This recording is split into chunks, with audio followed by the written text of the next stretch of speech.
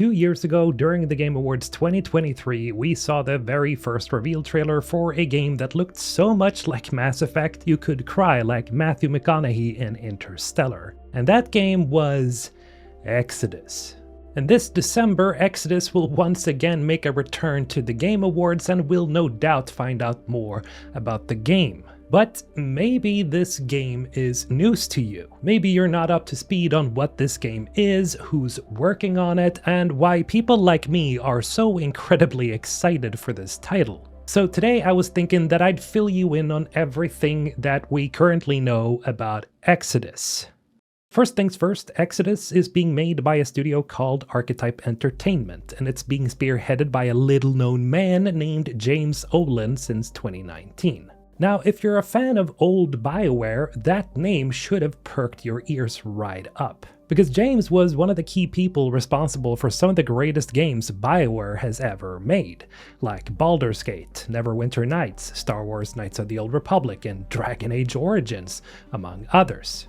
Suffice it to say, this man is a giant nerd and a really good game designer, and he's respected across the games industry, because without him, those previously mentioned BioWare masterpieces would not have been the same. That said, James is not the only BioWare veteran who joined up with Archetype Entertainment.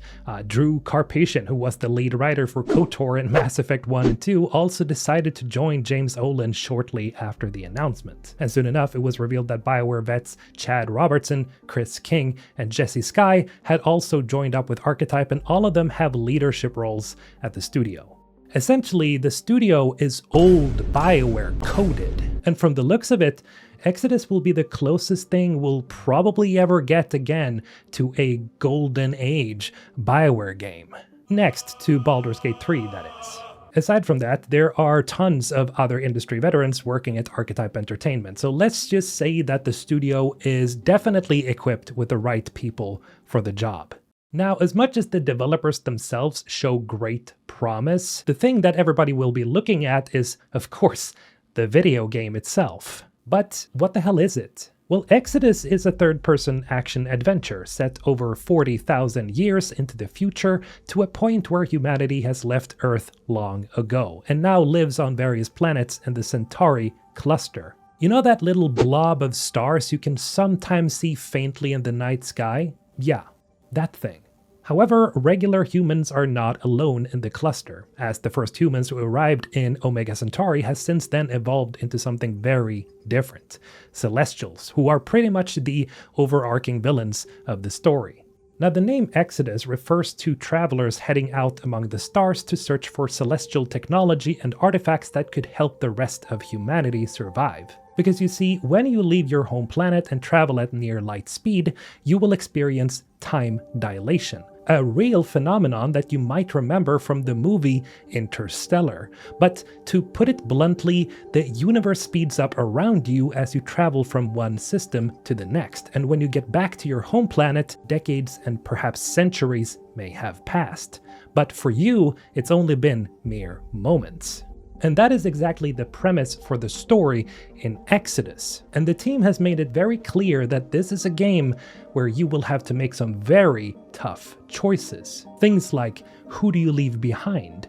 What type of celestial technology are you going to give to your home planet? And so on. And the ramifications for your choices will be pretty monumental. Now, I'm still unsure whether choice and consequence will simply be a main story mechanic, but in all likelihood there will be tons of optional content where there's still a major focus on choice. Speaking of which, the director for Exodus, Chris King, and Chad Robertson stated that the optional content will not be filler stuff. It will have some real depth. So don't expect a bunch of fluff and filler for side quests and such. Think more Mass Effect 2's loyalty system. Now, as for the gameplay itself, this is where it starts getting really interesting. According to game director Chris King, the core combat philosophy in Exodus revolves around what he calls observe, plan, execute, and then panic. Maybe you start off scoping out an encounter, maybe plotting a perfect stealthy approach, you're hiding behind cover, tagging enemies, and feeling like the smartest person alive. And then, of course, everything goes to shit. Someone spots you, alarms start blaring, and now you're improvising like John Wick in Zero Gravity. That is pretty much the energy that they're going for here. In their October Q&A, they describe it as being inspired by those old Star Wars infiltration scenes. You know, sneaking through corridors dressed as stormtroopers one second, falling into a garbage compactor the next. It's apparently a constant back and forth between control and chaos that sounds like it's going to be really dynamic and really fun to experience. And that's the cool thing, you don't have to go in with guns blazing. Stealth is a fully supported playstyle with dedicated companions, gear, and even special suits built for it. But if you're not into sneaking around, that's fine. Again, you can't go loud, you can talk your way through, or you can just creatively blow shit up. Essentially, Archetype is trying to make every encounter feel personal in Exodus. Whether you're solving a problem through dialogue, combat, or a mix of both, the idea is that no two players handle the same situation the same way. And yes, I know we've heard that all before from other studios talking about their games, but this time around, I actually trust them. Now, while we're on the topic of combat, one of the coolest ideas to come out of their recent Q&A was something they called the Traveler's Swiss Army Knife. See, in Exodus, you're not exactly lugging around an entire arsenal of guns and gadgets. Sure, there are various weapons and other equipment you can use, but in essence, you are a salvager, someone hopping between worlds with limited space and limited supplies. So the devs asked themselves, what kind of tool would a person actually bring to survive out there? And that question led to the Recycler, which is basically your all-in-one modular weapon.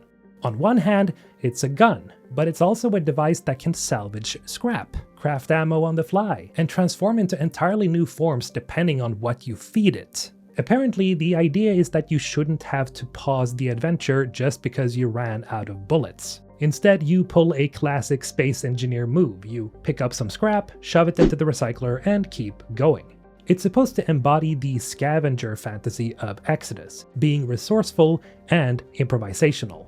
Now, while you're bound to explore some missions solo, most of the time you will be accompanied by 2 additional companions to help you out. And, well, this game having that old school Bioware DNA, there's going to be a huge focus on your team. As of making this video, the official website still hasn't updated the companion roster, and so it hasn't yet been confirmed who all of these companions are. But if you've been following this game, chances are you can already guess who these are. First of all, we have Tom Vargas, the guy who we see in the first teaser. He, alongside this girl, Elise Charu, forms a team with June early on in the game. Then we have this female-looking person who is in all likelihood this blonde woman who shows up both in the gameplay trailer and in the official promo art. These other 2 have been enigmas for a while, but the individual in the middle is most likely Emrys, who is a member of a group of Celestials called the Deva. The big figure to the right has been the biggest mystery right up until the most recent promo art, where we can find a mech being piloted by an octopus. Yes, it would seem that one of our companions is going to be a literal octopus. Emperor Romancers, it's your time to shine. Now, while we still don't know much about all of the companions, there is a fair bit we do know about the ones that have been officially revealed. Tom Vargas is, of course, the one who's forced to part ways with his partner and who's still dealing with her loss. Elise is a mech pilot with her own baggage, and apparently she's one of the few people who still remembers old Earth back in the 23rd century, which will most likely come into play at some point. Emrys is, as I mentioned earlier, an actual Celestial, and the group of Celestials he belongs to, the Deva, are a really interesting bunch, and I'll be breaking down their history in the next lore video. And now here is a big one. As I know how absurdly horny some of you gamers out there are, I'm very happy to tell you that romance is in. And as the game is rated R, we can probably expect some pretty spicy lovemaking.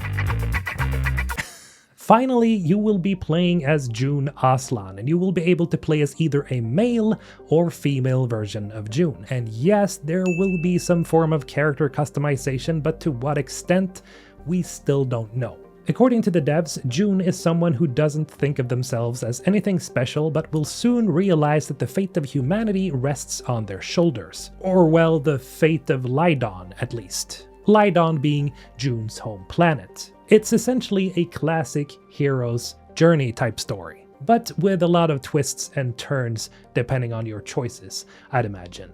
Aside from all of this, Exodus has a bunch of extra material, like a D&D board game, an official encyclopedia lore book, and a series of books being written by the renowned author Peter F. Hamilton. The first book, The Archimedes Engine, is out already, and there's a second one coming next year called The Helium Sea. Suffice it to say, there's a ton of material that you can already explore. So if you're finding the wait for the game too difficult, well, you can always polish up on your reading, or simply have a D&D session with your buddies. You can also wishlist Exodus on your chosen platform like Steam, Epic, PlayStation, or Xbox. Speaking of which, as we approach December, I will be releasing lore videos on a weekly basis. So if that is of interest to you, then again, remember to subscribe, turn on all notifications so you don't miss out on any new videos. Oh, and why don't you just hit that like button as well if you enjoyed this one.